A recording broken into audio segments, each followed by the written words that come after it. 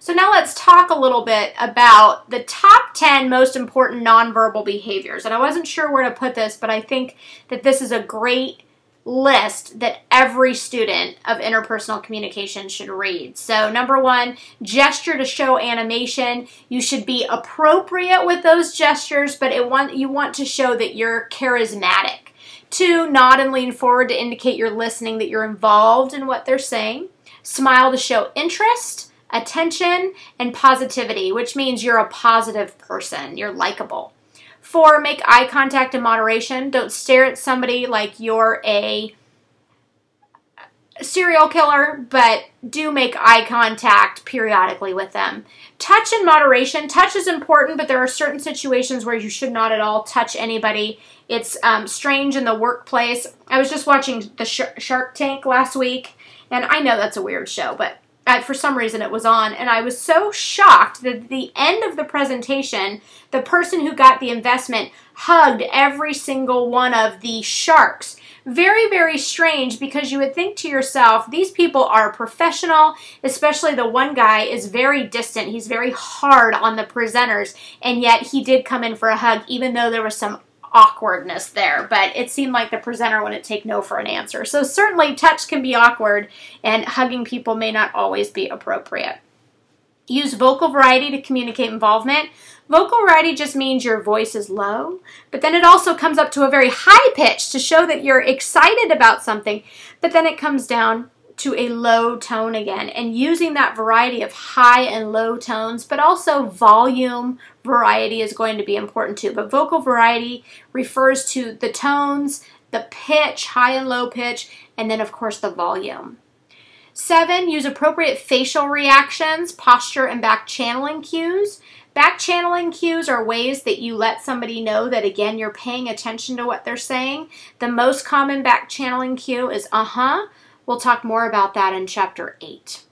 Number 8 on our list is to stand reasonably close to show connectedness. That means that you don't stand far away. When you go to a party with your wife, you should stand next to her. When you go to a party with your boyfriend, you should be somewhat close to him so that you can show that you're connected, especially when you're talking. And then also when you're talking to people you don't know, you should stand reasonably close, but not in their personal space, because that gets very uncomfortable. Number 9 was funny. Present a pleasant smell. If you've had garlic, or you smoke, or you just had salmon for lunch, it's important that you take out a stick of gum or do whatever you need to do to make yourself smell better. I once worked with a gentleman, and he smoked in his car, and so when we would get to meetings, I would smell of smoke, and I didn't like the impression that they gave other people. So eventually I said, you know, I think I'm going to drive separately and meet you there. And he said, why? And I said, well, I'm not comfortable smelling like smoke when I get to the meeting. And he said, you know what? Neither am I. I will stop smoking, and I think that will help us both out. And it wasn't a conflict, but it was very important to me that I would present a pleasant smell, because it impacts my credibility. Number 10, dress appropriately to the situation. Dress is everything. It's probably the most simple thing you can do to get credibility, to get people to follow you, to get people to believe in you. And that doesn't mean, it doesn't say dress expensively. It says dress appropriately. So just make smart choices. Whenever you have any doubt, dress conservatively. And the most trendy clothes are usually not the most appropriate. They can be, but it's always best to be more conservative and not follow the latest trends. You remember skinny jeans, and I had people that would come and interview for jobs, and they would have on skinny jeans, and they just wouldn't get hired simply because I knew that they would not have the conservative approach that I needed to be the front of the agency that I worked for. So very important that you dress appropriately. And then culture and nonverbal communication. We've talked a little bit about this already, but of course we need to know that gestures are not across the board. There is no way for us to say, well, the okay sign means okay in all cultures. No, it actually doesn't, and it can be much different depending on the culture. Facial expressions are going to be different. Eye communication is going to be different. There are certain cultures, especially in the Middle East, and some men that are not Americanized at all, you would not look a man, especially a married man, in the eye if you were a woman. That would be highly offensive. So you would want to always research and make sure you're aware of the nonverbal communication customs that go along with any culture or any country that you would go to.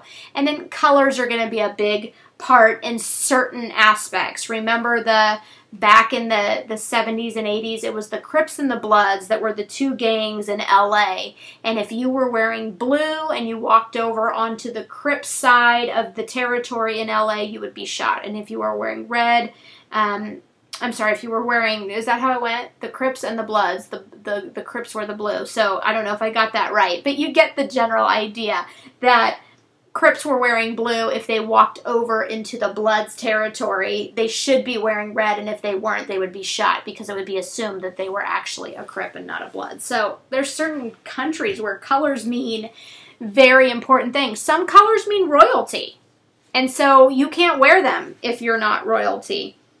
But it would be important for you to understand what that is. And then again, how we use time, and I just told you the difference between the monochrotic and the polychronic time. We've gone through all the slides, which is great, but I want to make sure that you pay attention to page 168 and 169, and I'm not going to go over this, but I am going to urge you to read those pages because it tells you how to decode nonverbal messages and how to encode them. Encoding is where you figure out what you want to say non-verbally. Decoding is making sense of nonverbal messages. So just read those two pages, 168, 169. I think it deserves your time and attention. The one that's most important to me, I have to say, is in encoding nonverbal messages is avoid strong cologne or perfume. It's never appropriate to wear too much. In fact, when in doubt, especially in a professional setting, I would be thrilled if people just would throw out the perfume and cologne altogether. It just seems to be something that doesn't belong in the workplace. It certainly belongs when you're going out to dinner and having fun and going out on events maybe, but not in the workplace. And then also, decoding, my favorite was to be tentative. Resist the temptation to draw conclusions from nonverbal communication because it is ambiguous, which means we cannot attach meaning to nonverbal messages like we can verbal messages. It's hard with verbal messages, and it's much harder with nonverbal. So please be tentative and resist that behavior and do that perception checking and say, I see you doing this. I kind of feel like maybe you're telling me this. Is that accurate? And then that person can say, yeah, you got me. It is accurate. That's truly how I feel. Or they can say, oh no, I don't even realize I do that. It's so strange. So pay attention to that. That's chapter 6. Hopefully that gave you some insight. This week's pretty easy. You've got the Grease movie clip. Again, make sure you don't use any two of those channels. List both the channel and the function, and then you've got paper number 1. So have a great week. Take care, and we'll talk soon.